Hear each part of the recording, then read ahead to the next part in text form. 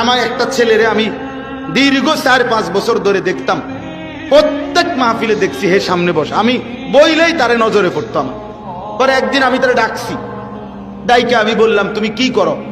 কয় হুজুর আমি মানে প্রতিদিন ঘাস কাটি, আর ঘাস কাইটা বিক্রি করি, যা পাই তা দিয়ে সংসার চালাই। তাই বললাম তুমি যে সব মাহফিলে আসো, আমি দেখলাম তোমারে।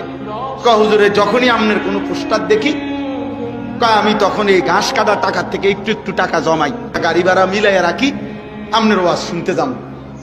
তাই বললাম যে মাশাআল্লাহ। তো আমি বললাম যে তো আর কিছু কইবানি? কওদের আমার জীবনের একটা স্বপ্ন আছে। আমি বললাম কি স্বপ্ন কও? আমি 10 টাকা 50 টাকা করে জমাইতেছি, আল্লাহ যদি আমারে কোনোদিন তৌফিক দেয় আমি আমনেরে আমগা এলাকায় দাওয়াত দিয়ে নিমু, ওয়াজ করাম।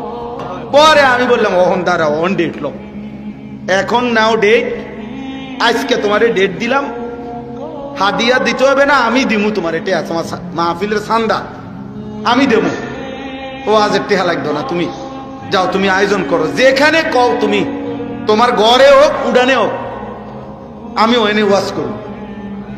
আমি বলছি আমি যাবো, ডেট দিলাম, যাও। এই ছেলেটা তার দাওয়াতে আমি গেছি মাহফিলে, গিয়ে দেখছি ওই গ্রামের মানে ওই উপজেলার সবচেয়ে বড় কলেজ হাই স্কুল মাঠ, যেটা বিশাল মাঠ, এই মাঠে এই ছেলে মাহফিল মানে আয়োজন করছে। আমি গিয়ে দেখি একেবারে যদি কম হয় মানুষ 15-20 হাজার,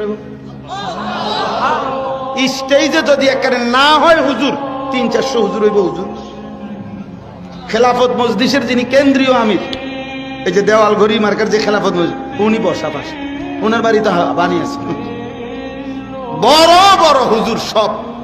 তাই বললাম কি রে কারবারটা কি, কার মাহফিলে